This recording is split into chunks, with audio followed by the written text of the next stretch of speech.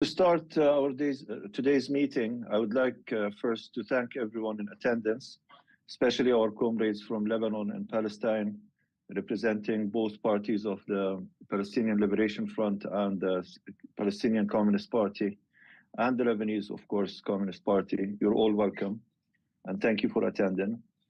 In recent days, Ireland has seen representing many protests and marches and solidarity campaigns with our brothers and sisters in Palestine, especially after the brutal attacks on Gaza, which is nothing but a genocide, really. There is no other explanation to it, but a deliberate genocide with the backing of the Americans and the British and unfortunately also the European Union. So today, I'd like to think of today as more of a dialogue for us to have a better understanding from yourselves, with everyone here in this meeting to have their say and to give us an update on the political and the humanitarian situation as it unfolds. So let's begin first. I will introduce myself. My name is Iyad Mashal. I am a member of the Communist Party of Ireland. I'm also a co-chair of the Irish Palestinian Solidarity Campaign in County Donegal. With us, we were hoping to have Graham, who is the head of the International Committee for the CPI, but due to unforeseen circumstances and the fact that he's currently abroad, he's not present with us. So I'd like for you all to please in yourselves. We'll start from Nader. Could you please? Right. Good evening, comrades. My name is Nader Awad, Lebanese Communist Party. With no doubt, I'm sure I don't need to explain to everyone what happened on 7th of October wasn't the result of an incident a week or 2 weeks or 1 year or 2 years before. This has been going on for years, from 1948 till 2003. Mm-hmm. Now, as far as we are concerned as a Lebanese Communist Party, when this happened, we felt the need to have a popular support behind what happened. So we called for a protest on Lebanon on Sunday, the following day, as a show of solidarity with our Palestinians, what's going on in Gaza. Now, Nader, I'm sorry, I don't mean to stop you, but can we first do the introductions, please? And I will give you space to okay. I'm sorry about this. Okay. I finished my introductions then. Okay, thank you. Thank you very much, Nader. Fathi, Comrade Fathi. فقط للتعريف على نفس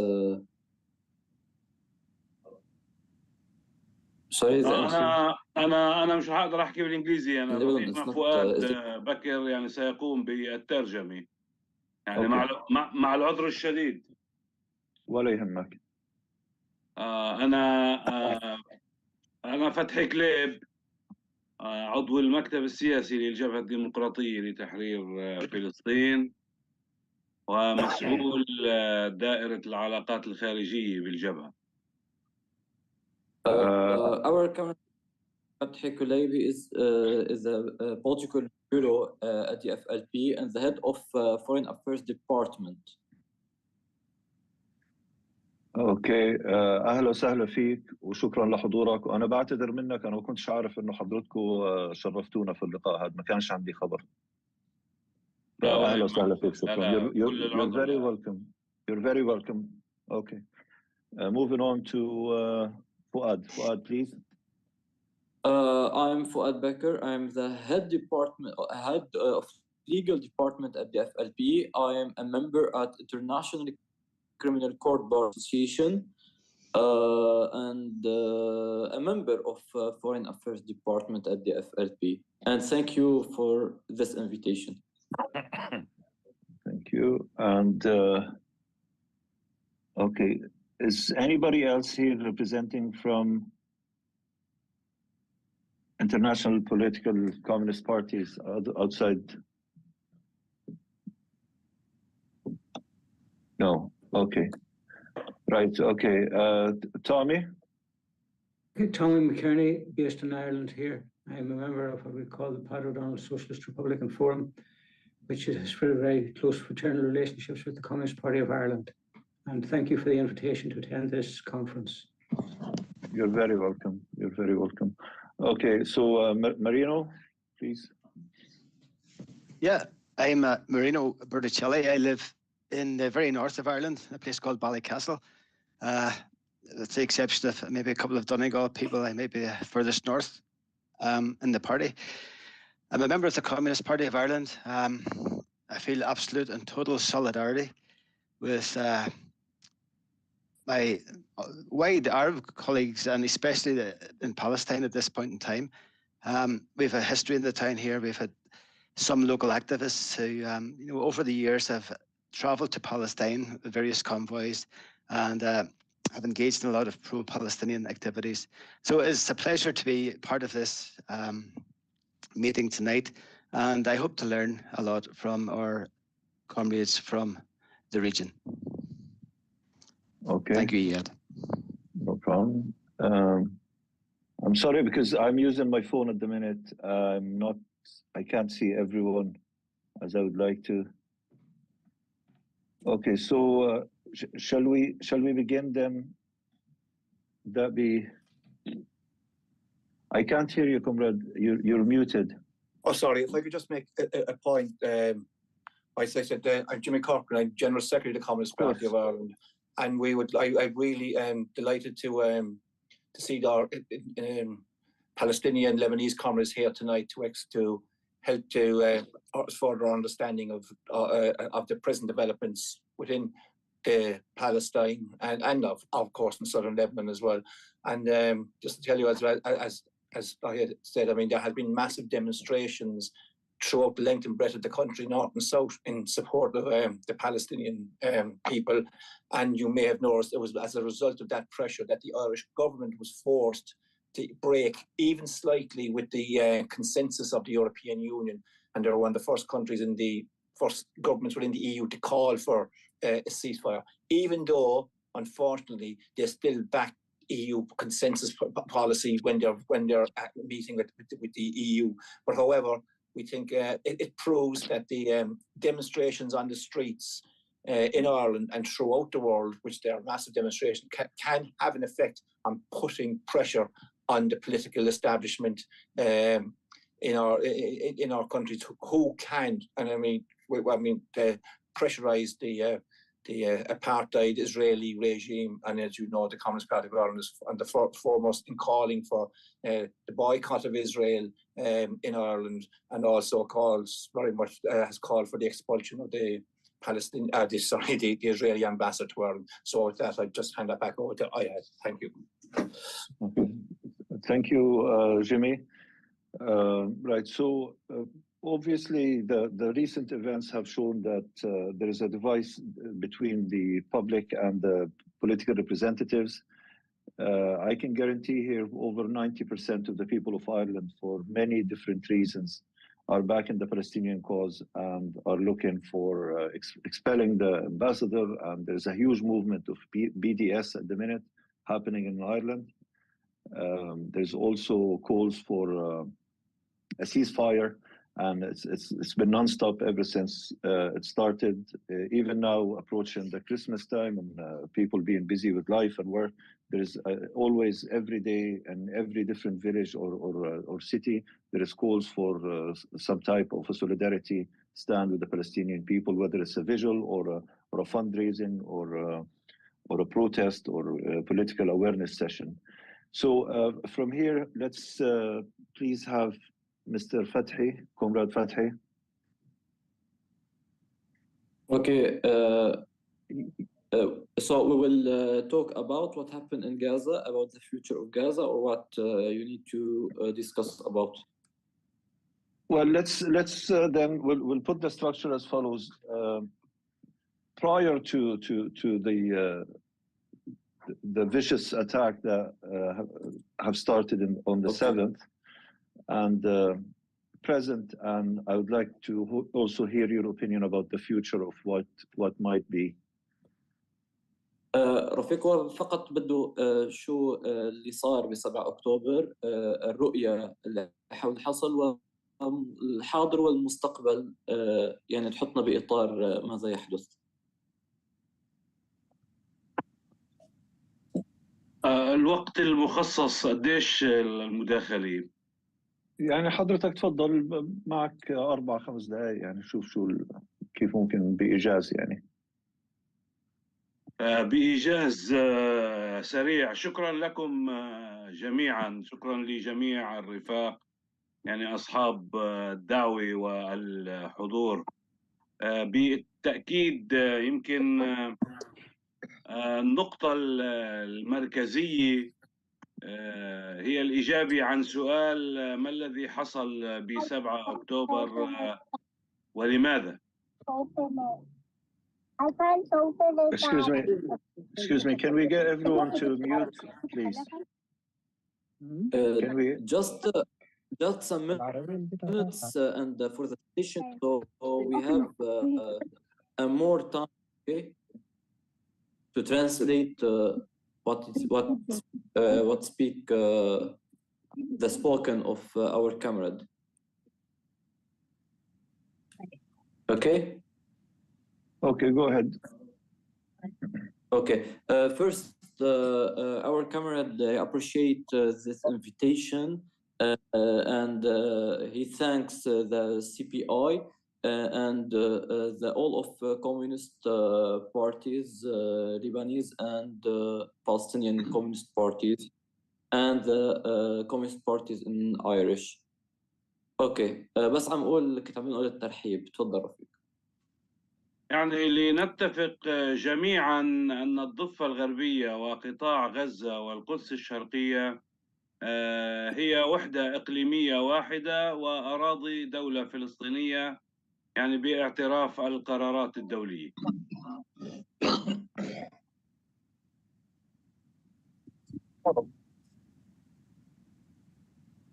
فؤاد. عفوا الانترنت كان عندي مش ظابط. Okay, Comrade Fathi had said, let's all agree that West Bank, Gaza, and the occupied territories are all one unit, which represents the state of Palestine. وبالتالي حاول الاحتلال الإسرائيلي إجراء فصل ما بين الضفة الغربية وقطاع غزة. So the Israeli occupation try to separate separate Gaza Strip and the West Bank. يعني كلمة السر فيما حصل في قطاع غزة في 7 أكتوبر هو ما كان يحصل في الضفة الغربية. The secret point, it's what happened in 7 October is what happened in West Bank. يعني إذا أردنا يعني أن نسلسل الأحداث قد لا ننتهي، لكن بالتأكيد يعني بشكل مختصر يعني خلال السنتين الماضيتين هناك 600 شهيد في الضفة الغربية. Before 2 years, there are 600 martyrs in West Bank. عمليات الاستيطان تضاعفت 10 مرات منذ توقيع اتفاقية أوسلو وحتى الآن. The illegal settlements, it's 10 times after the Oslo Accord. المستوطنون لم يعد أحد يستطيع يعني أن يضع حد لعنفهم. The settlers, anyone can eliminate or make a limit about their crimes. No one. يعني الكنيسة الصهيوني أرقامه تقول أنه بيد المستوطنين في الضفة 200,000 قطعة سلاح، أي قطعة سلاح لكل 4 مستوطنين. So the Knesset Israeli said the settlers have 2,000 settlers have weapons. 200,000 weapons, which means 1 per 4 settlers. 1 per 4 settlers. يعني هناك سببين مباشرين لما حصل في غزة. النقطة الأولى هو سياسة الحكومة الفاشية في إسرائيل التي كانت تتهيأ لضم أجزاء واسعة من الضفة الغربية. One of the causes about what happened in 7 October is the Israeli annexation and politician, the annexation Israeli plan of West Bank. القضية الثانية هي يعني المسافة الطويلة التي قطعتها عملية التطبيع مع السعودية، والتي كانت قاب قوسين من إعلان التطبيع الرسمي مع السعودية. In the second hand, this is the normalization between Israeli and Saudi Arabia. This is the cut of road about the normalization between the Arab Saudi and Israel. هذا كان يعني أن القضية الفلسطينية ستدخل نفق مظلم وسنكون على طريق تصفية القضية الفلسطينية. And this is the result of the normalization. It means to end the question of Palestine without any rights of the Palestinian. والأهم من ذلك الحصار المفروض على قطاع غزة منذ 17 سنة. And the siege of Gaza it was from 17 years. يعني كل هذه العوامل لعبت دورا يعني في اتخاذ قرار ما حصل في 7 أكتوبر. All of this, it's a result of make the decision about what happened in 7 October. يمكن السؤال الذي يتبادر إلى الذهن يعني من قبل بعض يعني بديش أقول سيئين نية، بس هناك من يسأل يعني هل كان يستحق ما فعلته المقاومة في 7 أكتوبر كي يعني يستحق الثمن الذي دفعه الشعب الفلسطيني؟ So what happened on 7 October? It's right about what happened in 7 October on 7 October. يعني مشروع النقطة الأخيرة التي أود أن أشير إليها، وعذرا على الإطالة، أن مسألة قطاع غزة يجب أن تبقى شأن داخلي فلسطيني. So the Gaza Strip it's just for the Palestinian decisions. It's not the external political about what happened in the future of Gaza. أي حلول جزئية كما كان يحدث في السابق ستؤسس لصراع جديد في المستقبل. Any part solutions, any part solutions, it's the next step of new operations and new problems in the future. لذلك إذا كان 7 أكتوبر قد أعاد القضية الفلسطينية إلى صدارة المشهد. So 7 October it's made the Palestinian question in the first point of the agenda of international community.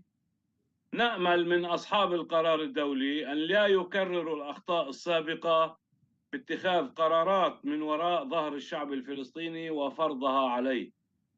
And we hope of the international community to make don't make a decision without the voluntary of Palestinian people. النقطة الجوهرية إذا أردنا أن نعالج ما حصل. So if we need to resolve what happened, هو إنهاء الاحتلال بكل بساطة. is the ending of occupation in Palestine. وهذا ما يفتح على سلام حقيقي في المنطقة. And this is open the real peace in the Middle East region. لكن نحن في الجبهة الديمقراطية، هاي الجملة الأخيرة. But in DFLP, نعتقد أن لا إمكانية للتعايش ما بين الشعب الفلسطيني والمشروع الصهيوني. no can living the Palestinian people cannot living with the Zionist plan in Palestine. شكرا جزيلا. شكرا لكم. شكرا. And thank you for all. Thank you, Fuad. Obviously, just to comment on what Comrade Fathi had said, as you're all aware, my comrades in the CPI and other attendants, due to the complexity of the Palestinian politics, there is a huge divide between the PLO and Hamas. Gaza has been run as its own state, while the West Bank has also its own government. Both governments have led to allow certain elements of external interference between us as Palestinians. And as a member of the CPI, as the chair of this meeting, and as a Palestinian, obviously, my message here is for us to see all the Palestinian political parties representing the people of Palestine sitting on the same table, taking decisions together. الوحدة الوطنية الوحدة الوطنية الوحدة الوطنية إن شاء الله. Okay, so moving on, I'd like to hear our comrade from Lebanon, Lebanese Communist Party. Good evening, all comrades. Now, Good evening. with no doubt, what the previous comrade has said is true. What happened on 7th of October has relaunched the Palestinian cause on the international stage. The same, I'm covering the same grounds as happened before. The Americans were active over the last number of years in normalizing relationship with some of the Arab countries. And of course, Emirates, one of them, Bahrain is another one, and of course, the cherry of the cake, as they say, is Saudi Arabia.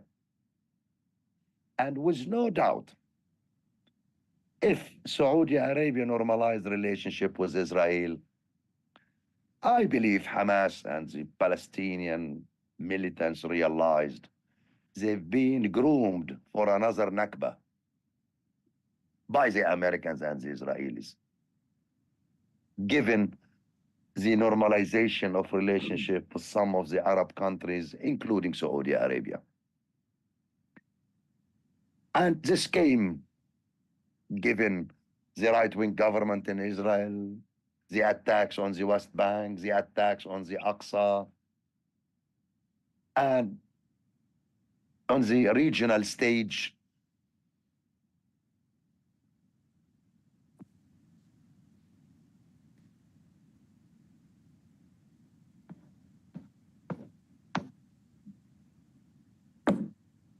something went wrong.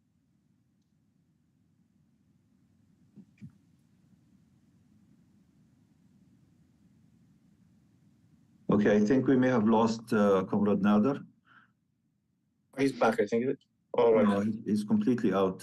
He's completely out. Okay, so Anwar would. I'm sorry.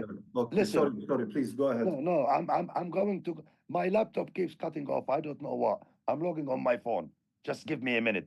I can't believe this. What's going on with my laptop tonight? I have no idea. I don't know. All our laptops are playing up tonight. My phone stopped working now or what? Anyway, so no, it's going. No, we can hear you now. We can Now- hear you. Now I'm on my phone. Let me. Okay, I left the meeting. Now I'm on my phone. Can you hear me? Yes. Oh, fantastic. Okay. Leave the laptop Yes. alone. Right. So, given what I've been saying earlier, we believe, the Palestinians were prepared or groomed for another Nakba by what the efforts being made by the Americans and the Israelis to normalize the relationship with some of the Arab countries, the right-wing government in Israel, and of course the Jewish state, and so on and so forth. So this came about. Now, the question becomes from Lebanon point of view. And when this happened, there was talk. Could Lebanon be involved? Could Hezbollah from the south of Lebanon take part in this? It's a big debate. Of course, with no doubt, it's quite obvious what was going on. It wasn't a war to liberate Palestine. It was a war to improve the situation in Gaza and to object on what's going on by the right-wing government and by the Israelis and the Americans' attempts to normalize relationship with the Arab world. And of course, Hezbollah in Lebanon made the decision not to get involved only on the borders, given the previous arrangements they had after 2006 war. Now this becomes the issue of having a popular support. With no doubt, there is popular support in Lebanon to the Palestinian cause, and most of the Lebanese, I wouldn't say everyone, but vast majority, I would say they are, or the political parties in Lebanon, they are. And this, it's a challenge. Where do we go from here? How do we think this could develop? It's quite obvious the Israelis are facing a big challenge. They haven't managed to achieve what they wanted to achieve, whether it's releasing their prisoners from Hamas, whether invading Gaza and occupying Gaza. And of course, the West, the Americans and the British and everyone does not want to see the Israelis as a failure. Hence, the war continues on the hope they could twist the arm of Hamas in lowering their demands or lowering their expectation from this war. And of course, the Israelis' only way to do so is by killing civilians, as they haven't managed to hit the infrastructure of Hamas. The easiest target is the civilians.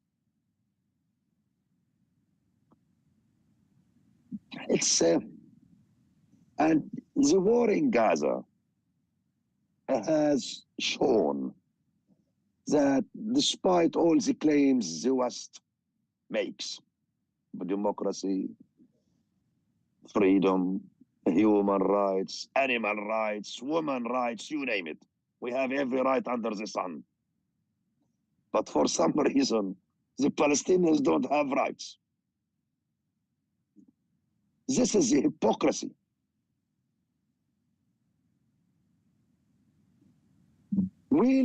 I live in London. And we have rights for everything.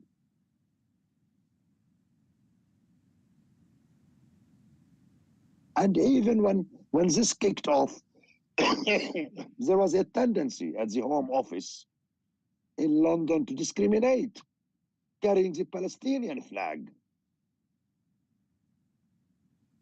or going on a demonstration for Palestine.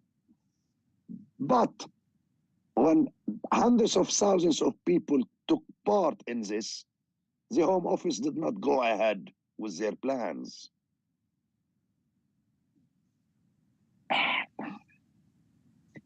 It's always, I'm sure, I am 57 years old, and I'm sure everyone around me more or less the same age, some older, some younger. With no doubt, all of us being a political activist for years and years and years. I know on my personal level, from 16 years old, I've been an activist and I've been demonstrating for Palestine. I am 57. I've been demonstrating for Palestine for 41 years. Now, I have this feeling history is on standstill when it comes to Palestine. For me personally, for the last 41 years, I've been having the same slogan, Free Palestine. There are people who are older than me, protesting for more years than me, saying the same slogan. The Berlin Wall has fallen, the Soviet Union has collapsed, and we've been to the moon. The humans have been to the moon since Palestine was occupied in 1948. And nothing has moved. For the last 75 years, history hasn't moved. History is on standstill when it comes to Palestine. That's a big question. It's a big question. Now, how do we go from here? It all depends, in our view, that what's going on now depends what the Israelis can achieve in their war. If they have failed to achieve what they want to achieve, they have to negotiate from here. And if they negotiate, with no doubt, it would be to have better resolution for Gaza and the West Bank and other things. Maybe this could relaunch the two-state solutions, a proper two-state solution as we stand at the moment. Maybe. Maybe. We'll hope. At least the Palestinian people can have a light at the end of the tunnel. Thank you very much. Okay, thank you very much, Nader. Nader, you mentioned the two-state solution towards the end of your statement. I would like to ask Anwar, Comrade Anwar, going forward. Anwar, two-state solution, is it possible after what we're seeing here today and how the intentions that have been made clear publicly by the Israelis to destroy, kill, and annexate and just take over without any punishment? Do you think the two-state solution is still an option? First of all, good evening and thank you. Thank our comrades from Ireland to give us the opportunity to speak upon our issue. Two-state solution is an option and no. What kind of state? Is it a proper state with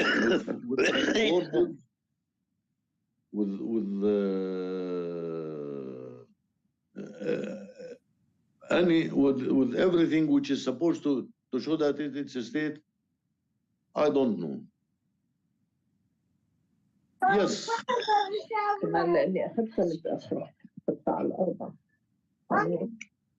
Yes, the two-state solution could be a good option. But if you take into consideration the structure of Israel, Israel will not agree upon the two-state solution. Why? Because Israel is made to be a state based on war. Without war, Israel cannot live. And that's why the two-state solution is too far. It's too good to believe. I want to talk a little bit about 7th of October. 7th of October was a result of ethnic cleansing, transfer of the Palestinian people since 1948. And they wanted, if you see the demographic situation in all the area, Palestine, Israel, West Bank, and Gaza, Palestinians are equal numbers with Jews. And that's why they want a new transfer, a new ethnic cleansing. And that's what they are trying to do in Gaza.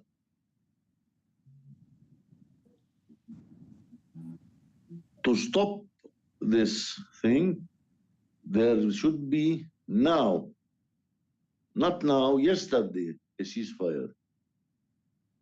Otherwise, war will go on. According to our information, what has happened is only killing civilians, and the armed forces of the resistance, and I don't say Hamas or Jihad, resistance, all the resistance are still strong. Today we had 3 major attacks, rocket attacks on Tel Aviv. We have fighting. The number of Israeli losses is very big. They are liars. Just one small event responsible of the army graveyard in Jerusalem said 2 weeks ago, every 1.5 hours I have a funeral. Every 1.5 hours I have funeral.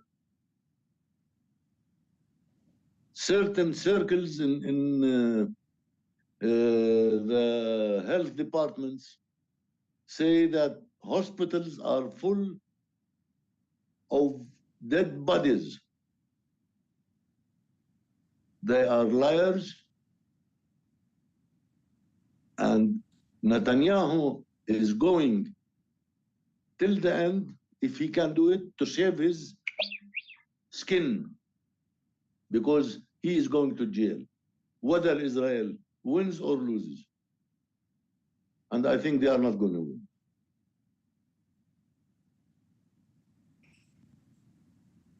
There are 5 elements which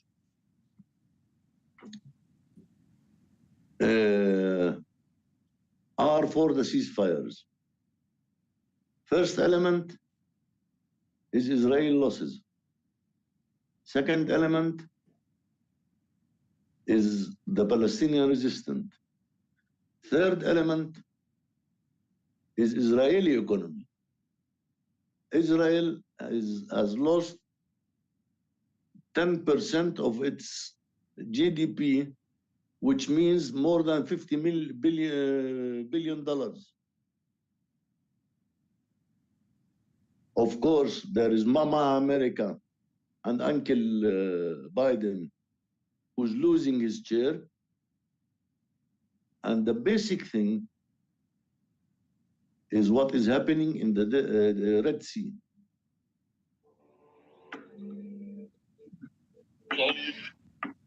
Is what is happening in the Red Sea. So, to go back to the 2-state solution, I think, and this is the position of our party, to resolve the Palestinian problem, to resolve the Palestinian problem, we should have 1 state, democratic for all people who are living in this area.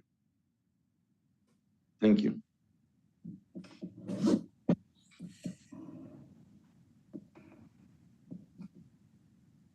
شكرا لك. So there has been recent reports that state that the numbers of losses amongst the Israeli army are much higher than they're actually declaring. It's a technique that the Zionists use to minimize their losses in front of the media, just to show their people and their supporters that they are still winning the war. Now, obviously, when you enter a war against an entity or a group that is much smaller than what you are, and you're still not able to accomplish your objectives, you have already lost. So the only thing they're doing now is murdering innocent civilians and children and claiming that this is their right to defend themselves. Now, moving on, Fuad Bakr, would you like to honor us with a statement from yourself? Let us know. Hello, everyone. Hello, comrades. So you want to talk about what? Fuad, would you please also introduce yourself again? I could see there's more numbers of people that entered the meeting after we've done the introductions. Would you please introduce yourself, your political party, and who you're representing? Okay, I am the head of legal department at DFLP, and I am a member at International Criminal Court Bar Association. So to introduce myself, you want to introduce about DFLP?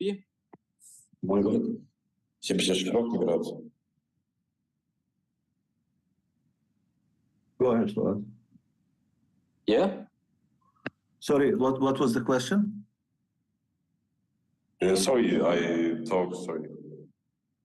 No problem. Fuad, please. Yeah. Okay, I introduce myself. Oh, yes. What is your question? Oh, the question. So you're with the International Court.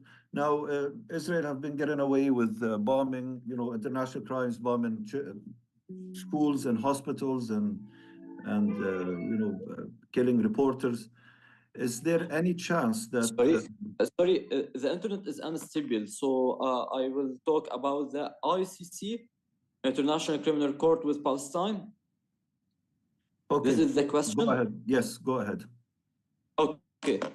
First, we should to talk about the International Criminal Court. You should know about the prosecutor. It's Karim Khan. I want to talk about the election of the prosecutor of ICC. First, there are 3 candidates. One of the South Africa cannot be. It was a candidate. Cannot be a prosecutor because the ancient prosecutor Fatou Bensouda. She was prosecutor. The second one is from Canada. It cannot be. He cannot be a prosecutor because the vice prosecutor is from Canada. So the only good election or only conditions about the new prosecutor at ICC is the Karim Khan. So the election of Karim Khan, it's a political. This is the first point. The second point, Karim Khan, when he was visited Israel, related to the invitation of the prisoners' Israeli family, also from 2021, the Palestinian people invite Karim Khan and demand every day to open an investigation in Palestinian territory in 1967, which is the first room at ICC. It indicate it is can open an investigation in the Palestinian territory in the border of 1967 and East Jerusalem. But the Karim Khan, he is a political program. It's not a legal program. So he was open an investigation and against Putin. And Russia, it's not a member at Roma Statute at ICC. That's the first point. And Ukraine, it's not a member at the Roma state of ICC. But Palestine, it's a member of the Roma state of status of ICC. For this reason, it's obligated to open the investigation, because in Palestine now, Gaza, Israeli attack the civilian, attack the hospitals, attack the UN employees in Gaza, and in the silence community. And when he spoke in Rafah, the border of Gaza and Egypt, he talked about open an investigation, but the point of view, it's to condemn the resistance Palestinian and not to condemn the Israeli crimes in Gaza. And this is a different point.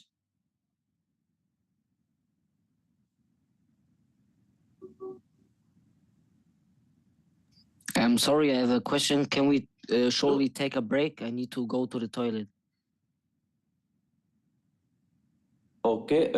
Thanks, I can continue or what? Wait like 1 minute.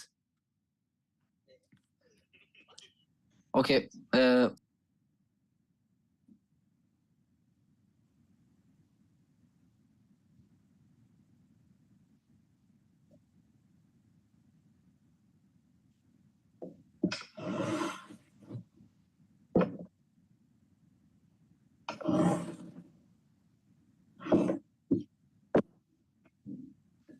Comrade Jimmy.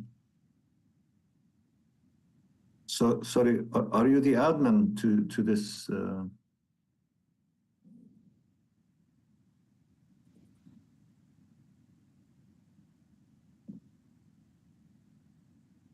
Hello? Zeus.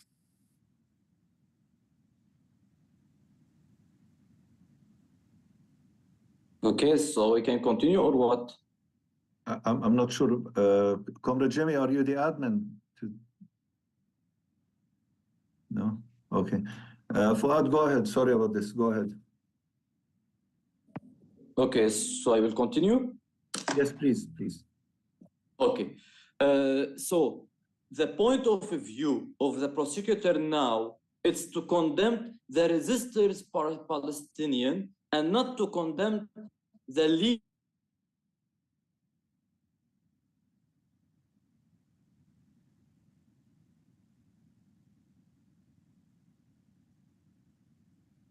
Fuad, we lost you.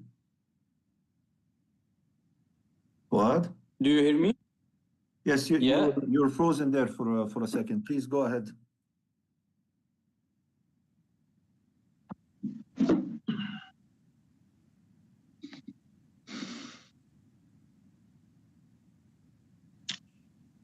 Okay, so we had a question here earlier from one of the participants in relation to the peace that has unfolded in Ireland after 800 years of settler occupation in the 6 counties, and obviously there was occupation to the whole island of Ireland, which ended in I think the peace in 1994, if I'm correct.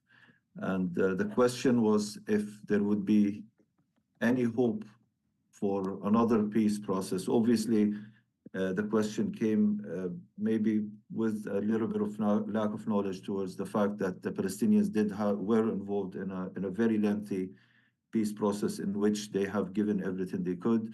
But with the back end now, the question probably is different with the back end of another world leader, hopefully in the near future, such as Russia? Would there be a chance of another peace agreement? Sorry, I have a question. Yeah, we're just if you could wait just 1 minute, please. So to answer this question, I would like from Anwar, please. Can you hear me? Yes, go ahead. Okay. First of all,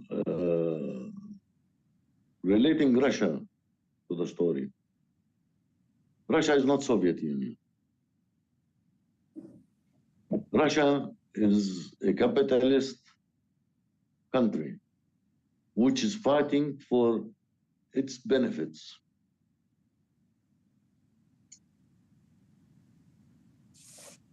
The change from monopoly system to I have a question.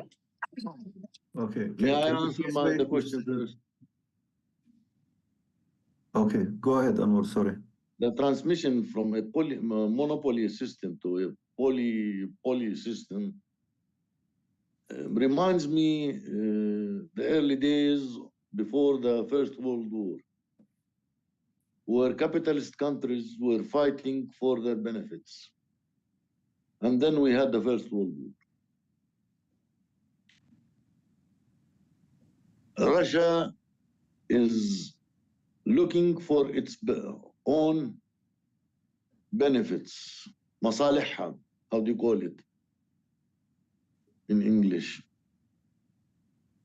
Interest. Russia is looking after its own interest. Their own interest. Yeah. Interest. Yes. So, if Russia's interest is with us, then there might be something. But looking at what Russia is doing, the relationship between Russia and Israel, I don't see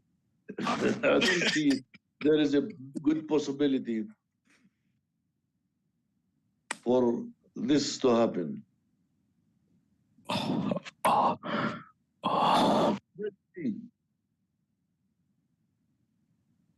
Let's see.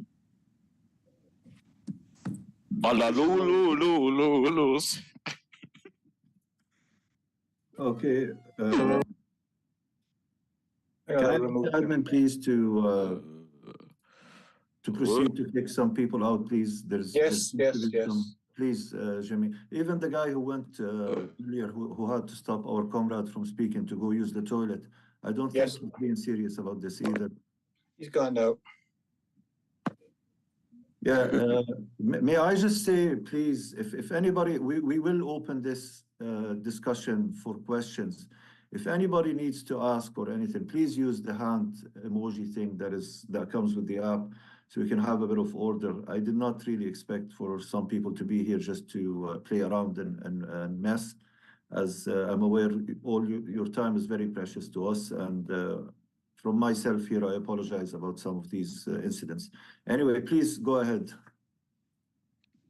So this is what I don't believe that if Russia's interest is with a solution in the area, then I'm sorry, I have a question. We can get back in.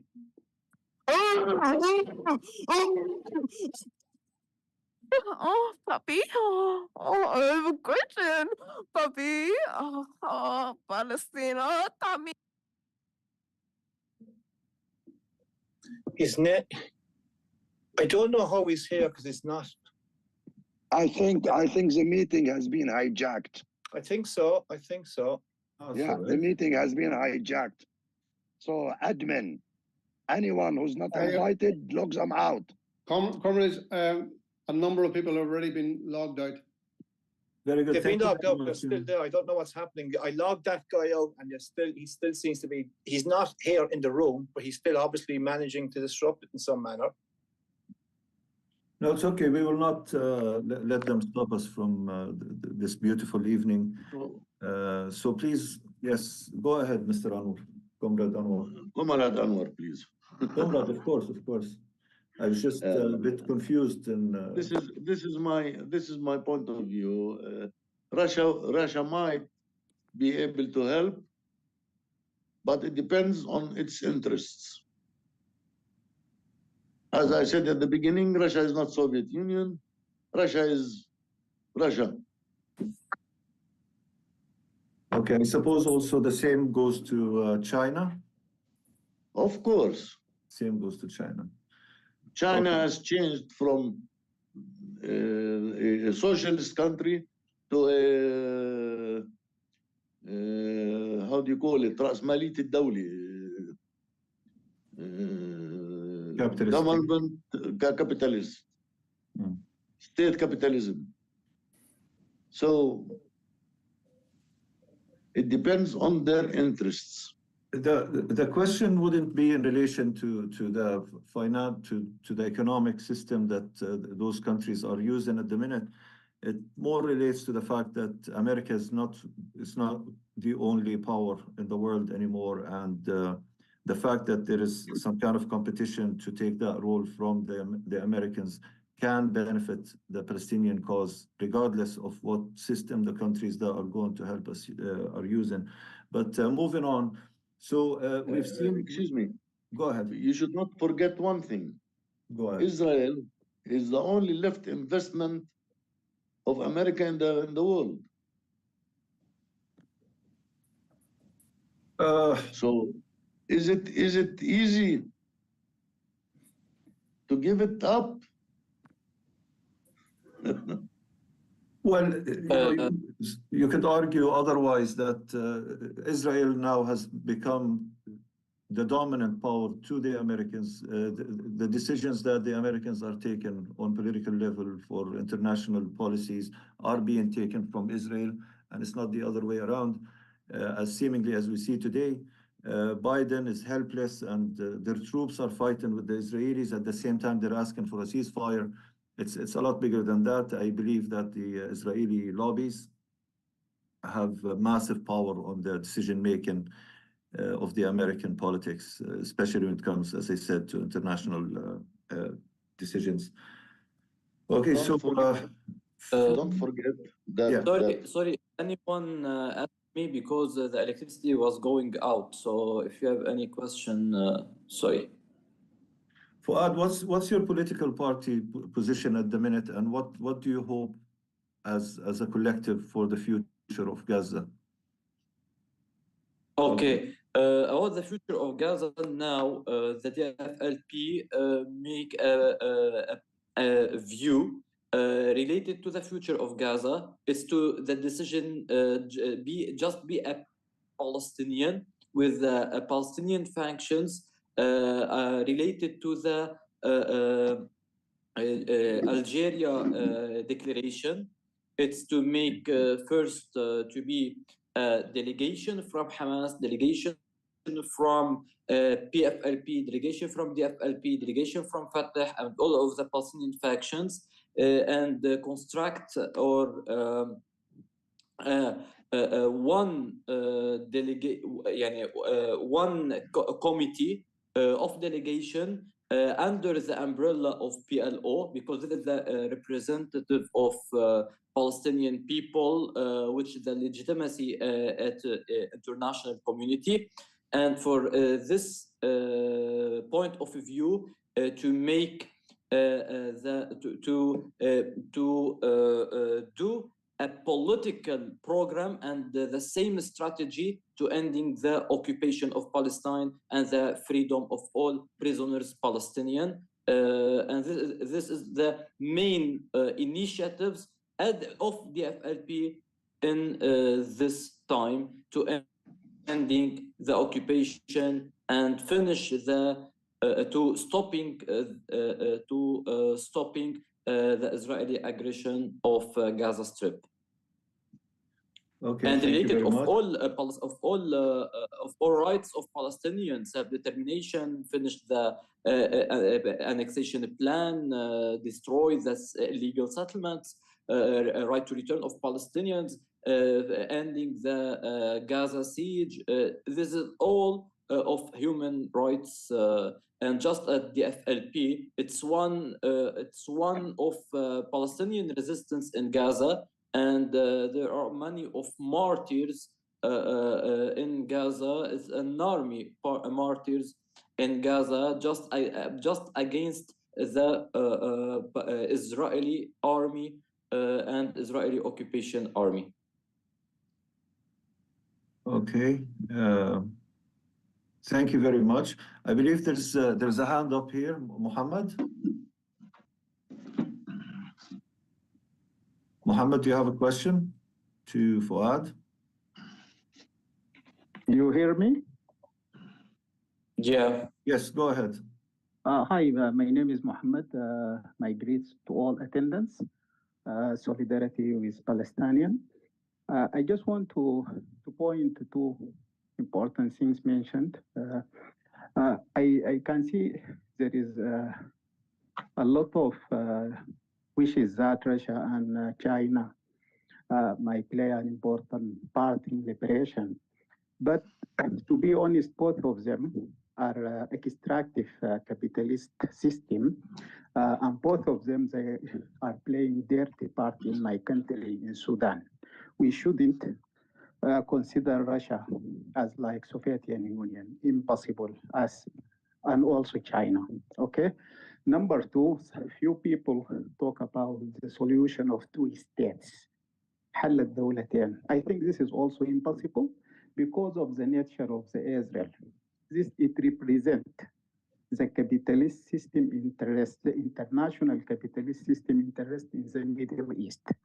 That is why it will continue to play this game to destroy the Middle East, to create war in order to make the international capitalist system through their company to work and to get the oils and to accumulate their benefits from the war all over the world.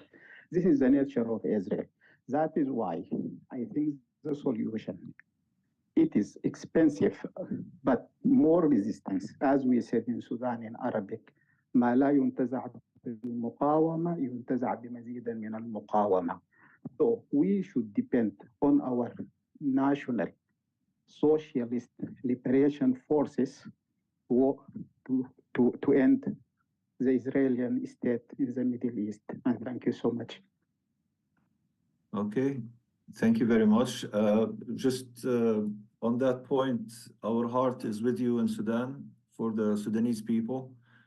And we show solidarity, obviously, for our brothers and sisters in Sudan. And hopefully the current situation will unfold and end, and Sudan will become the peaceful, beautiful, loving country it used to be prior to the recent events that took place between the army leaders. Moving on, Jack, I will open for questions towards the very end because I'm very careful of the time. There's more people that I would like to get to make a statement before we enter the questions. Okay, so my next question will be to our comrade from the Democratic Front. What can be done from all the solidarity? How can we garner the solidarity to help and better stop the atrocities that are taking place now, whether it's in Europe or the Arab countries around? We see examples of, for instance, like Yemen. In Yemen, there's been massive support, even militarily. In Jordan, same thing. The people of Jordan went down to the streets. The Jordanian government had to expel the ambassador. We've seen examples like Bolivia, Colombia. What can we do for us here outside? I'm speaking now as an Irish member of the CPI. What do you think we can do more in order for us to put more pressure to end this? Thank you for this question. It's a very important question related to the Palestinian diaspora and all of the communist and the socialist parties in Europe and in the other countries. First, we should know about the resistance. There are kinds. diplomacy, but the boycott, it's very important. This is one. The diplomacy, it's very interested. Number two, and all of stand and stand solidarity, the declaration which condemned the Israeli aggression against the Palestinian people and the civilians in Gaza. It's very important. But what now the fundraising for the Palestinian, it's very important, and to entry the humanitarian aids of the European gifts for the Palestinian and civilian in Gaza. It's very good. Just the military related to the South Lebanon and the Yemen, it's very it's the army against the occupation Israeli army, because the Lebanese territory, it was occupied by Israeli. So it's in the same objective and the same subject. It's to ending the occupation of Israeli occupation of Lebanese territories and Palestinian territories. Today, all kinds of aid, it support the Palestinians. So we know that Colombia, it's go out to the ambassador of Israel, and some of countries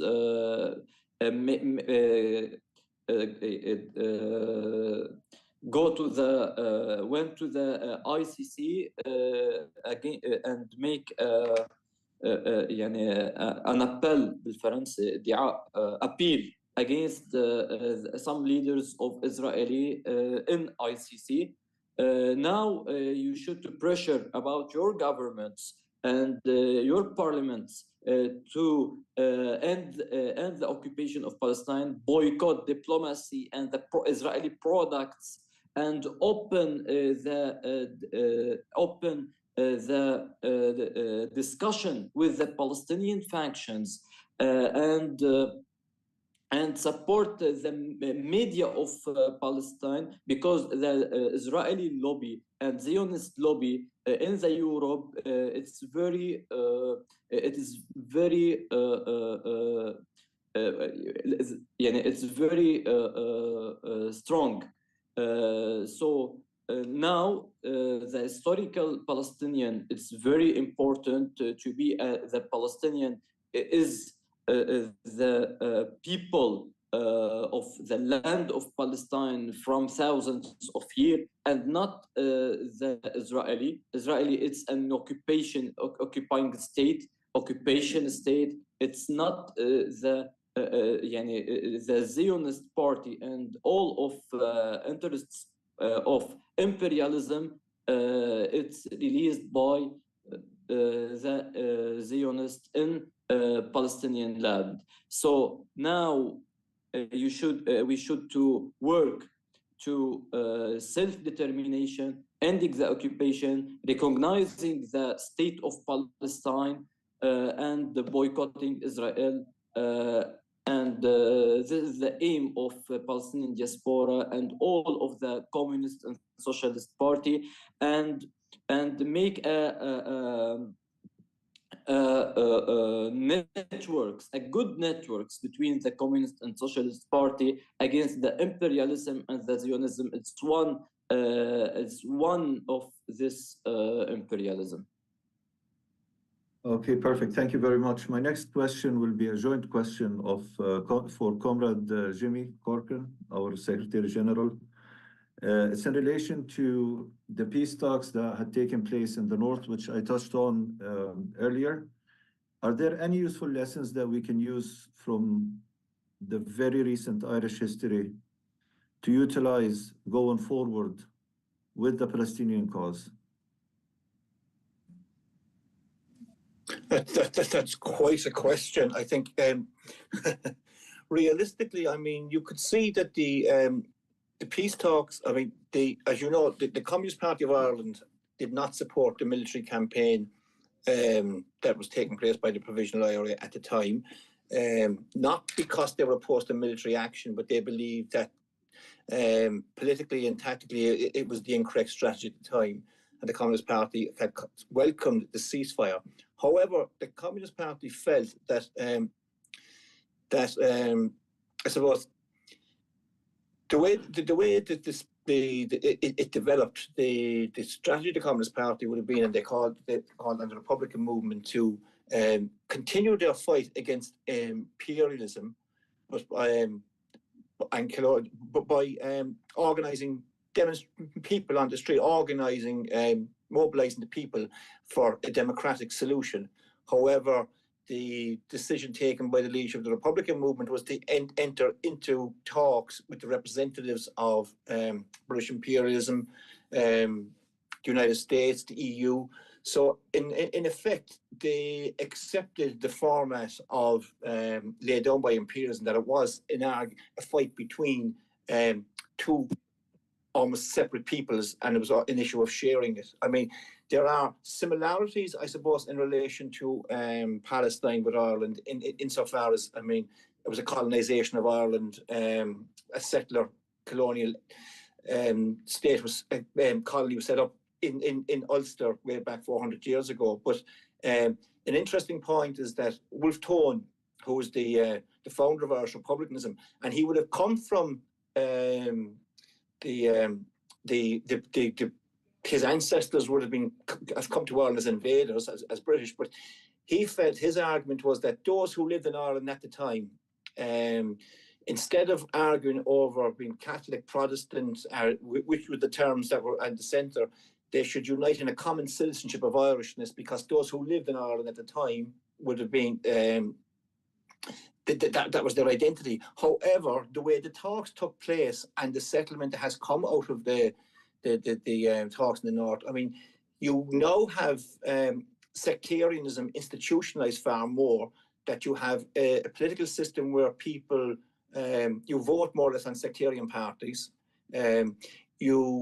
Agreement must be made what they call cross-community, which means in effect that it's impossible to unite people on class. Well, it's not impossible. It's difficult to unite workers on class issues, because it's a case of it's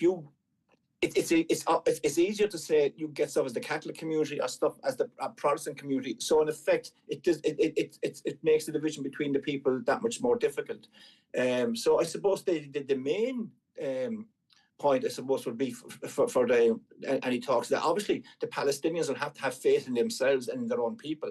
And I think you need to keep your people mobilized at all stages. You don't just enter into negotiations and come out with the representatives of imperial, because the two times that the Irish negotiated with Britain, we say that in the end of the War of Independence in 1921, they entered into negotiations with the representatives of British imperialism, separated almost from the struggle back at home. So they fought the battle, if you like, on the terrain picked by the opposition, not by themselves. So I think, and obviously, as much unity as possible within the Palestinian people, to mobilise and not allow imperialism to divide them, But other than that, I suppose no one knows better than the Palestinians themselves exactly. I mean, they've had 70 odd years of struggle. They know exactly what they need to do, So, I mean, I'd say our view, rather than offering advice to the Palestinians, is offering as much solidarity as we can and as support as we can on grounds that, on the way that they'd like us to do that,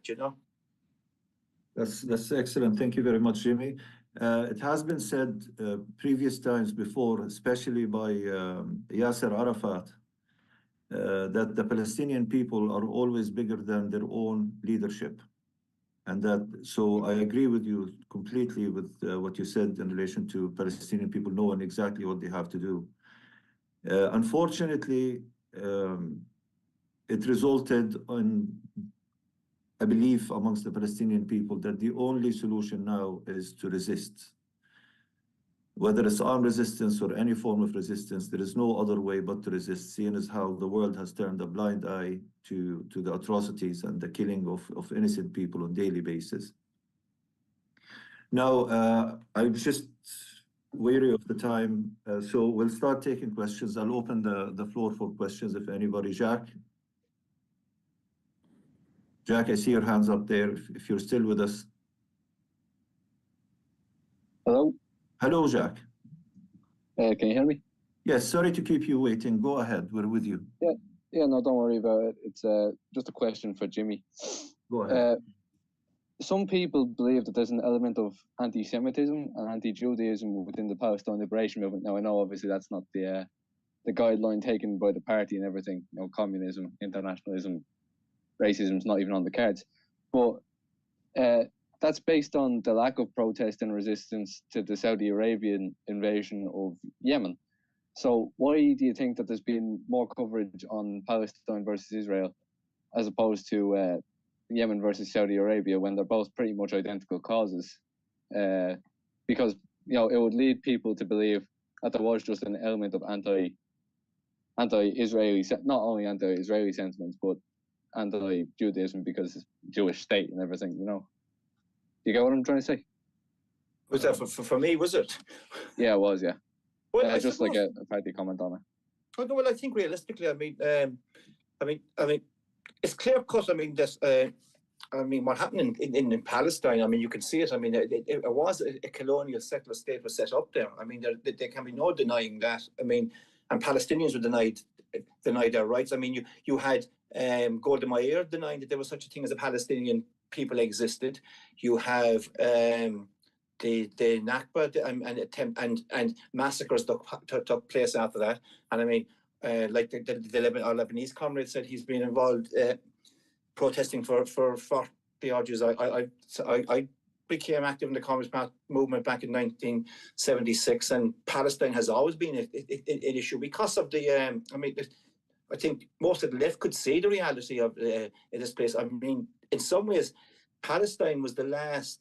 The colonization of Palestine was probably the last episode we had of European expansion or white Europeans colonizing another country overseas. I mean, it was very much that. I mean, I don't think you could see it as anti-Semitic because, after all, Zionism is not a religious aspect. I mean, Zionism is a political ideology. I mean, you have many Jews who oppose the existence of the state of Israel and who are opposed to Zionism. And also, I suppose, the argument going forward that puts forward the people who say that they want either the replacement of the state of Israel by a democratic state, a secular democratic state. There are people who accuse them of being anti-Semitic and anti-Jewish because they want to change the political state of Israel. I would ask them to look back from 1940 up to the late 1980s. You had people calling for the abolition of the German Democratic Republic, yet they didn't mean they were anti-German. You have most Irish Republicans, Irish nationalists, want to do away with the state of Northern Ireland. Doesn't make them anti-Northern Irish or anti-Protestant. So I mean, it's a political issue, and I mean, you have, as I said, you have Jews supporting the rights of Palestine. And you can look at the charters of most of the Palestinian liberation movements. I mean, that's non-sectarian, you know. And I mean, I think the opposition to Israel is because they're colonists, not because they claim to be a Jewish state, you know. And I think it's mostly. I mean, it's those who support Zionism are the ones who conflate being Jewish. If you're Jewish, means you have to support Israel because it's not the anti-Zionists who make that point, you know. So no, I think it's totally different whatsoever. I mean, in relation to the situation in Saudi Arabia, the Communist Party condemned the Saudis consistently on that issue. You know, I mean, and most of the left did. You know, so it's I don't think it's comparable whatsoever. It's an argument put forward just to shut down discussion of Palestine, and I think that's basically how they try to do it. Well, thanks very much, Jimmy, for answering this question. Obviously, in relation to the anti-Semitism part, if we're going to get into technicalities, you know, we are Semites, and you know, the ones who came from Russia and from Poland, they're not children of Sam. Therefore, you know, there's no, I don't see the point there. Also, if we were to refer to the current situation that the Jewish population are the ones causing the harm, we're actually making our struggle sound a lot less than it is. Because the problem we have at the minute is not just with Zionists who are Jewish, because the Zionists who are Jewish are not causing us as much damage as Zionists who are Muslim and Christian. We have examples like in broad daylight of injured people who are building, their own buildings had collapsed and they have nothing, they left with their pajamas and they're injured and they need medical attention. They were stopped at the Egyptian border because they didn't have their passports. Now that's, for me, that's supporting Zionism. And if I was just to say the Israelis are the only ones, and that's just the Jewish people in Israel are the only ones who are hurting us, that's a very false statement. Even Biden himself, he said, if I wasn't, I don't have to be Jewish to become Zionist. I am a Zionist. And if there was no Israel, we will create another Israel. You know, so it's nothing to do with that, really. There is no, that question it's even, anyway. So moving on, are there any more questions on the floor here?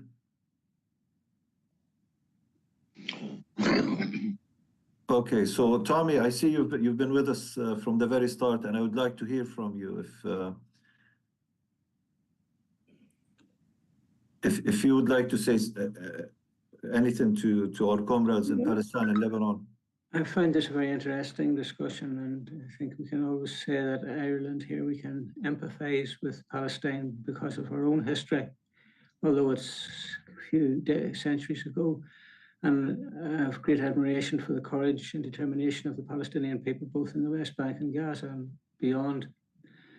But I think we've got to look at this as also an imperialist problem.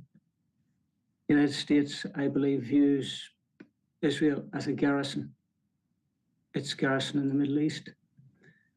And for that reason, the issue here is as much the United States government and its military machine and the deep state in the United States has at least as much responsibility, if not more, than the state of Israel for what's happening today. So I think we've got to keep the pressure on Biden, and we're running a campaign here at the moment.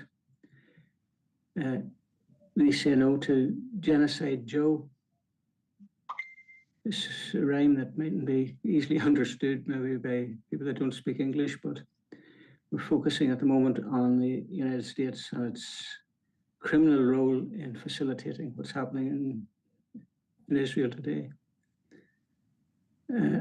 The pressure must be kept up, and I think we've got to continue with this discussion because there's much more can be done, has to be done, should be done by the world at large. I've heard several times, many times, the people in Gaza crying out, why does the world stay silent? Now, we're doing our best not to stay silent in Ireland, but even at this, we still have a task ahead of us to convince and to put pressure on the Irish government to do more, to expel the Israeli ambassador, to make its stance on neutrality unambiguous, to prevent the US military machine using Shannon Airport as well, an airport in Ireland, as a transit zone. So we have a lot to do, but we have also a lot to do across the world. But I'll conclude by saying we have deep sympathy for the Palestinian people because of their plight. We understand it. And just one thing, at the end of the day, what I'll say is I never use the word settler. I use the word planter.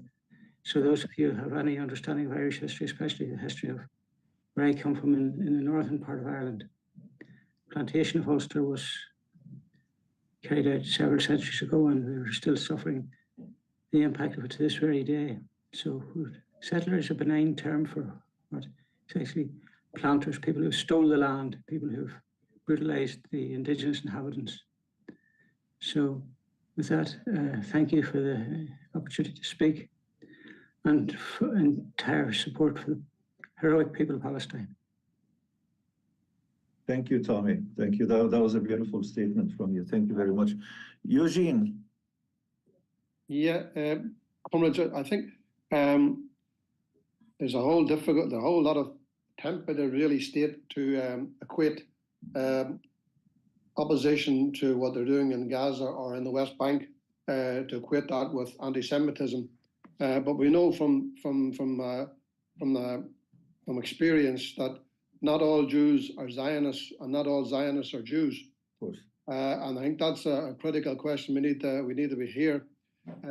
I think also when it goes back to the question of where do people go?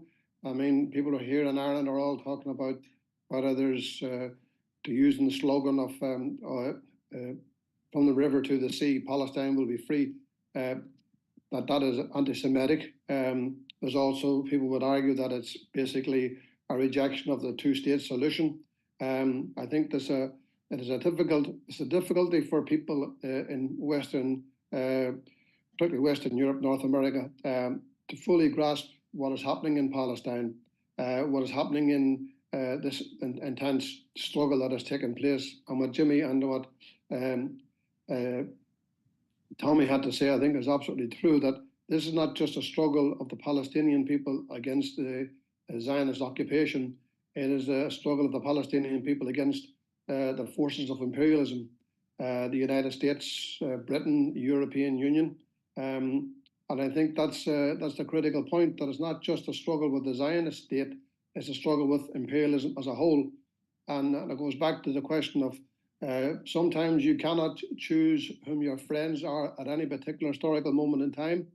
And if China and Russia are playing a role which is in solidarity with the people of Palestine, then that is the situation. You cannot, I don't think anybody can turn away a hand if it's extended to you because you have a particular view of what that country is or isn't. If that's the case, then all the countries who are expressing solidarity, whether it be Colombia, whether it be South Africa, whether people's countries of Africa, they're all capitalist. That should not be the basis on which we should actually judge their actions. We should judge their actions on what they do and what solidarity they wish to bring and how they vote and how they act.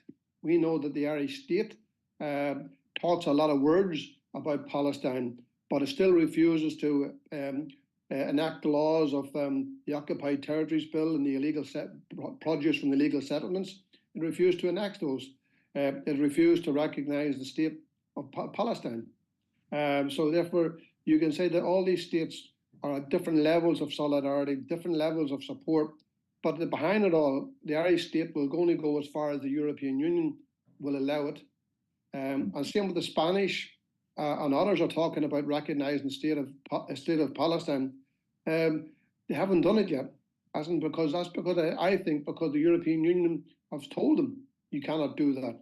You cannot do that. So the Palestinian people are not fighting a battle just against the state of Israel.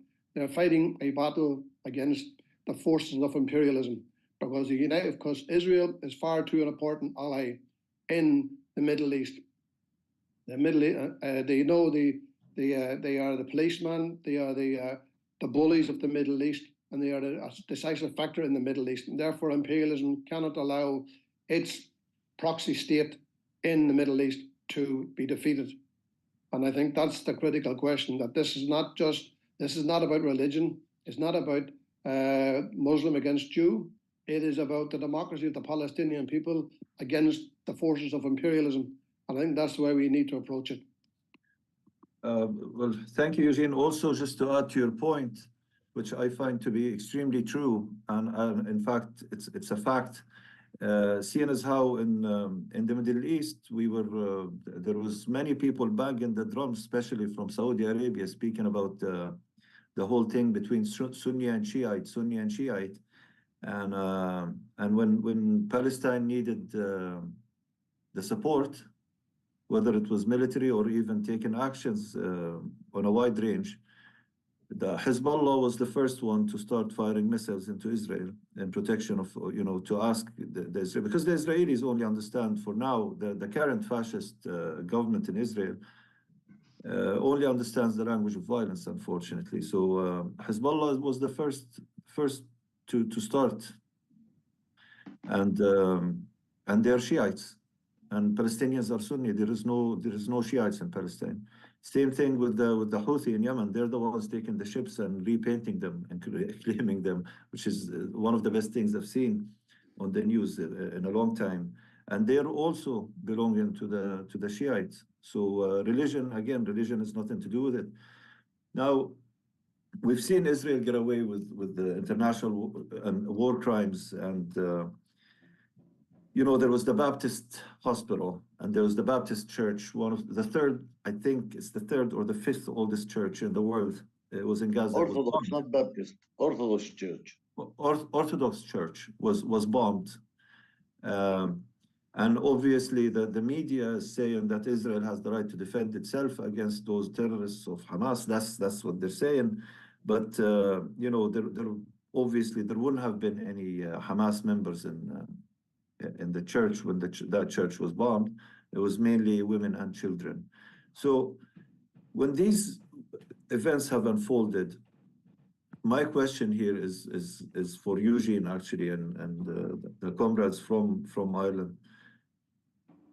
We've seen things like Bloody Sunday.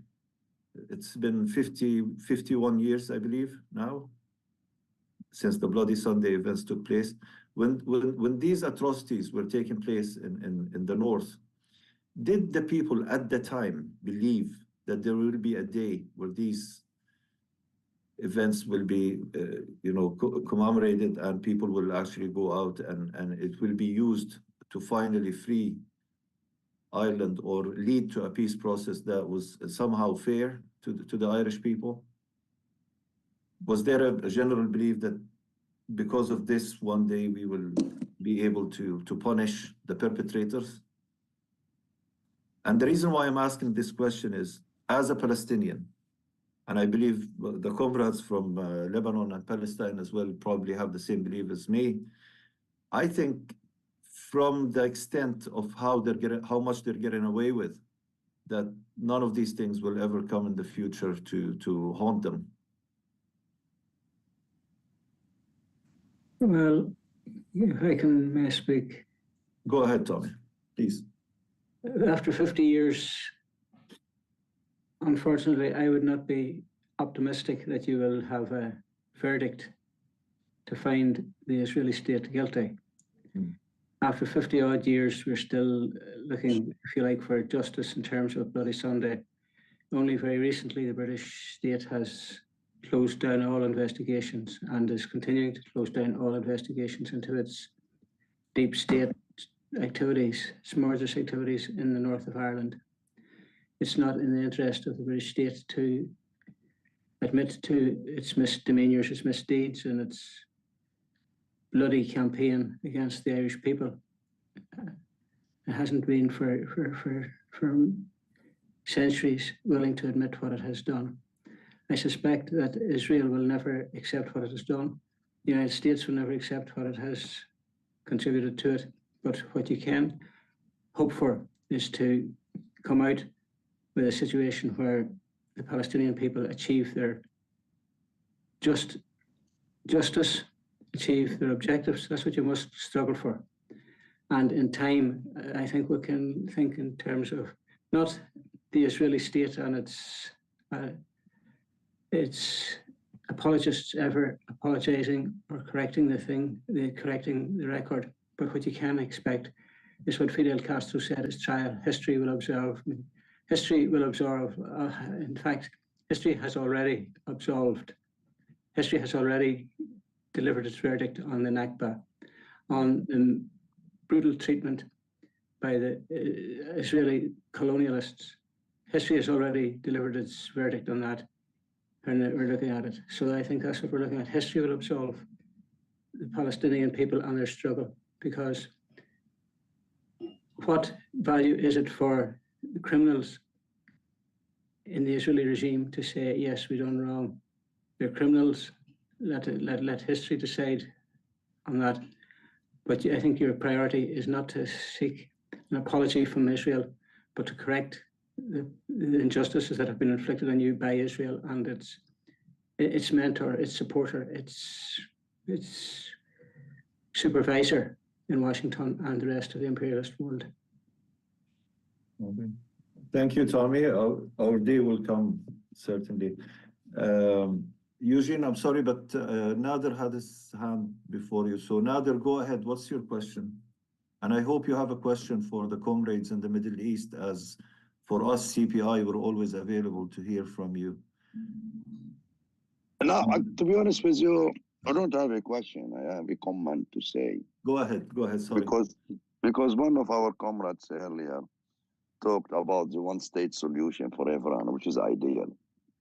But unfortunately, as we stand at the moment, the only offers we have on the table is two-state solution. Because that's what the Oslo Agreement was, and was internationally recognized, and everyone signed on it, and everyone did a big hoo-ha of it, and everything is okay. Even a couple of weeks ago, the Chinese president and the French president is talking about the two-state solution. Everyone talks about the two-state solution, which is, we know. That's why when the two-state solutions was offered and Yasser Arafat went and signed for it, the left-wing movement in PLO didn't agree on it. The Communist Party didn't agree on it because we knew it cannot be delivered. We knew this. And we were right. And God bless his soul, Yasser Arafat, he was wrong. Right? We know this. We know the solution for all this is one state, democratic state where everyone lives there with the right of return for the Palestinians and so on and so forth. But we don't have this offer. It's not on the table anymore and no one is discussing it. So, the international community was influential, the Americans, the French, whoever it is. That's their way out of this crisis. Ideally for them, Israel will succeed in its military campaign. That's what they are aiming for. The destruction of the resistance in Gaza. The deportation of the Palestinians from Gaza. That's what they aim for. Whether they succeed or no needs to be seen. As we stand at the moment, given we have about 60 days now of war, and the resistance is still there, the Israelis couldn't manage to occupy Gaza, the Israelis couldn't manage to release their prisoners, they need to find a way out. And their way out from this crisis, if they didn't manage to achieve what they want to achieve, I'm sorry, they have to run into the two-state solution. Now, what 7th of October has done, it elevated the Palestinian cause to the international stage again. We are no longer now in an era where the Americans can go and normalize relationship between the Arabs and Israel, get Saudi Arabia to come and sign a normalization agreement with Israel, and everything will go, and everyone is happy, and the Palestinians will pay the price. Change. 7th of October has changed the scenario. Now, with no doubt, the casualties in Gaza are heavy. With no doubt, the civilian losses are huge. Funny enough, a couple of weeks ago, I said this at the British Communist Party Congress. I'm going to say it again.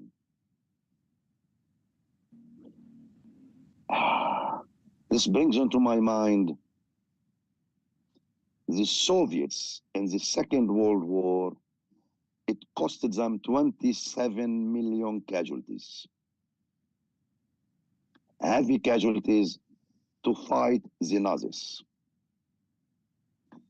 The Palestinians are fighting the Nazi in Palestine. It's the same nature. The Jews were the victims of the Nazis. The Palestinians are the victims of the Zionists. That's how it is, right? It breaks my heart that despite all these losses which going on in Gaza, is it worth it? That's a question need to be answered. I believe it is. A price has to be paid. It's a heavy price, yes. The blood is expensive. As we say in Arabic, الدم غالي يا رفيق. Thank you. Well, so your statement, blood is expensive, you're right, and the losses for the Red Army were massive. You're right, but what we're seeing today actually is the majority of the losses in Gaza are women and children. They're not really fighting, so it's even more expensive than it's priceless actually, and it's unprecedented, and you know it's for us to be in this time and day and see some political parties represented by large portions of populations of countries that claim to be democratic, like Britain, for instance, voting against a ceasefire, which doesn't make any sense. I mean, regardless, ceasefire is a ceasefire. So regardless, and then you have political parties of elected members from the public of countries that have a past in colonialism, and they should learn from their past mistakes. You'd think they learned from their past mistakes, but yet they are voting against a ceasefire to allow for the slaughter of Palestinian people, women and children. Again, these are not fighting, these are people fleeing. And there is evidence from even Israeli humanitarian groups saying that the Palestinians are being asked to go to areas that are to be considered safe areas, and as soon as they arrive, they get bombed. So the intentions here, so let's be clear on this, the intentions are to kill Palestinian people, as many as they could. Yes. That's the idea. If we can deport them, if we can kill them, even better. Yes. That's the strategy. Huge losses of casualties, civilian casualties. And to be honest with you, the Israelis, their aim is, this is a message they are sending out to the region, to Lebanon, one of them, right? That the same way we kill Palestinians, we kill Lebanese, we kill Jordanian, we kill Egyptian, we kill everyone. It's a message going out to the whole region that in case of war, you have to take huge losses. Think before you want to do anything. Right now, you know, we are where we are. Unfortunately for us, the Western world, the capitalist world, because of their interest, because of their strategies, because of so many things. It's a big debate. We're not going to go into it now. They see Israel as a client state. It does a role for them. It serves their interest. They want to keep it. That's how we stand at the moment. And given what's going on in the world with Russia, and the Soviet Union has collapsed, and our options are limited. Ideally for us, if these millions, when a demonstration in London happens with 700, 500, 800, 1 million, whatever it is. Now, a couple of weeks ago, I was interviewed by South Shab in Beirut, and they were talking with me about that, what they like, what's happening in London, the public is supporting Palestine, and the governments will listen. I said, yes. It brings into my mind, the biggest protest in UK history was against the Gulf War. But the British government went to war. They went anyway, yeah. Right? It doesn't matter if you have 1 million people in the street or 1.5 million in the street. They will still do what they want to do. Nader, I'm sorry. Thank you for your statement. I don't mean to cut you out or anything, but just due to the shortage of time, I would like to hear Comrade Anwar, please. When I said about the two-state solution, That doesn't mean if a two-state solution is there, we will not go for it. But our strategic aim is the one-state solution. Anwar, do you mind if I ask just, when you say one-state solution, run by who? Run by one-state solution, which is تشكل which is made from people who are living in the area. That means you have, first of all, to implement the right of return for all refugees. Okay. And then those who are living there will elect their parliament, their government. It would be run by those who are living there. Not Jews, not Arabs, not Christians, not Muslims, those who are living there. State, secular.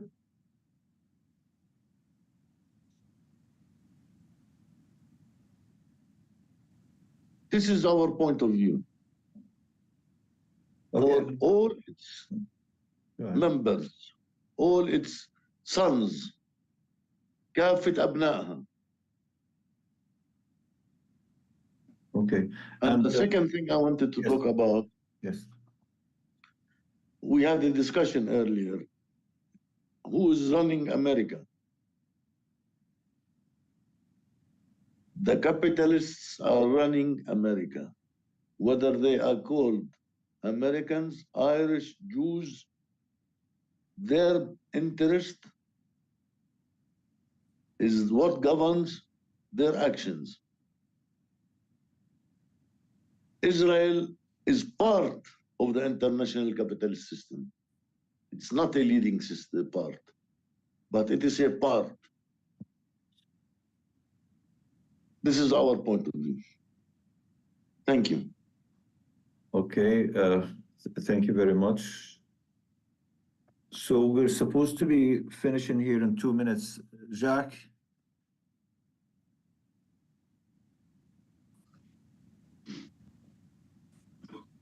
Hello?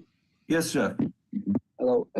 Yeah, no, just a question for the delegates from Lebanon and from Palestine. Okay. There's talk about the different solutions, one-state solution, two-state solution, secular, whatever else have you. Would the pan-Arabist movement be a possible third way of like a guarantor of, I suppose, safety from the Israeli state? Because obviously they think they can get away with it. Palestine is one nation state, Israel is another. They're not, bordered by Jordan or Lebanon or Saudi Arabia or whoever else have you. Would perhaps a union with an another Arab country in the region, or long shot here, the unity of the Arab world? I know there are differences, Sunni and Shia, and all that, cultural differences, ethnic differences, whatever else have you. But I suppose what I'm trying to say is, would it be possible to consider the pan-Arabist movement another solution, as if the one-state solution or the two-state solution doesn't seem tenable? Fuad, would you like to answer this question? Sorry. Yeah. Can you please repeat the question directly, please? He says due to the fact that neither one state or two states. Go ahead. Sorry, about one state solution. Just to summarize, and two-state solutions seem untenable at the minute, because clearly both have been tried and both have been suggested, but there's still genocide going on. Would pan-Arab? Okay. The suggestion is because about... the first solution. Fuad, can you hear me? Yeah. Okay, Fuad. Can you? His question is, because the one-state solution is not going to work, obvious reasons. Two-state solution we tried didn't work. His question is, would it be possible or a better solution, a third solution, even an option to have a confederacy to join in with another countries, just like we did before 67 when the West Bank was with Jordan and Gaza was with Egypt. Please go ahead, answer the question. Okay. Now we should to look now. The two-state solution cannot be applied in Palestine because now for the first one, it's now after 7 October. Israel it has a role to protect the interest of imperialism. Now Israel cannot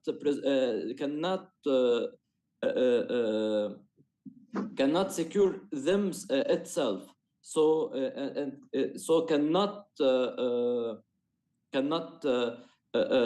protect the interest of imperialism. So we have another Israel has another role in the future.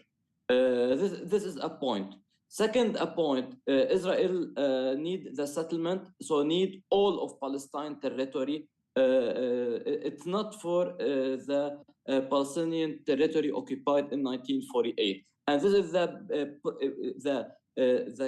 the front is with the Zionism project in Middle East. The one-state solution, it's to give the land, all the land of Palestinian of the land of Palestinian land to the Israeli or to the Zionism project. So we lose, the Palestinian lose the land and demand the rights, and this is not possible in the same. So no one state solution is the best solution, and no, the two-state solution is the best solution. The best solution is to front the Zionism project plan in the region. This is the first. In a second step, it's to recognize a Palestinian state in each freedom and liberation land in each meter. And this is the best solution to resist البقاء في to stay the resistance, because this is the main way to the ending of Zionism project in Palestine and in the region. The Zionism is it's not just for Palestine, it's dangerous of all the region, and no peace without